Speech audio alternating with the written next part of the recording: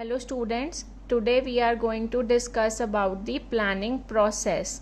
But before discussing the planning process, we need to know what is planning. So planning is deciding in advance what to do, how to do and who is to do it.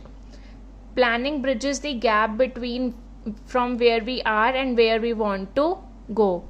So there are certain steps involved in the planning process, and the first step is setting up of the objectives.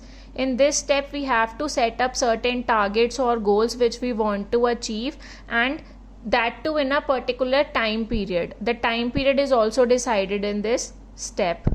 Next is developing premises.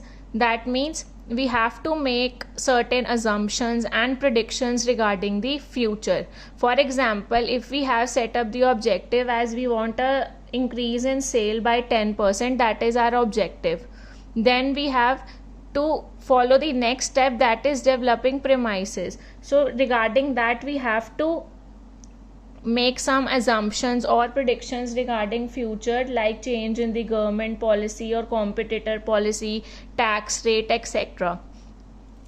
Next is listing the various alternatives for achieving the objectives. So we have taken the example of increase in sale by 10% as our objective. We have to make we have to list certain alternatives for achieving that objectives, and for that the alternatives can be by adding more line of products, by offering discount, by increasing the share in the market, and so on. So we have to list the various alternatives for achieving the objectives. That means we have to find various options available to us to achieve the objectives. Next is evaluation of different alternatives. In the third step we have listed down the various alternatives, and in the fourth step we have to evaluate those alternatives. Evaluation means that comparing all the available options with their pros and cons. For example, if we have listed down 5 alternatives, we have to compare the pros and cons of all those 5 alternatives.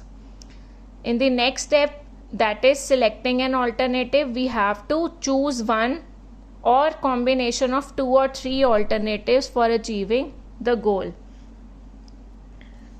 Next, implementing the plan. In this step is very important, as we have now evaluated the alternatives, also selected an alternative, that is we have chosen an alternative, or so the next step is we have to implement the plan. Implement the plan means we have to put the plan in action. We have to communicate the plan that we have chosen to all the employees in our organization, so that they can work according to that plan. Next step is follow up. Implementing the plan is not alone sufficient. We have to follow up also. Follow up means keeping an eye to find out whether the plan is working or not.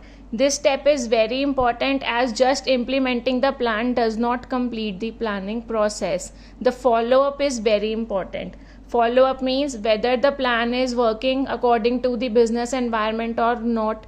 If there are certain changes in the business environments, we have to make changes in our plan also. That is why follow up is very important, and here the planning process continues. It doesn't end. If the planning process is a continuous process. Thank you.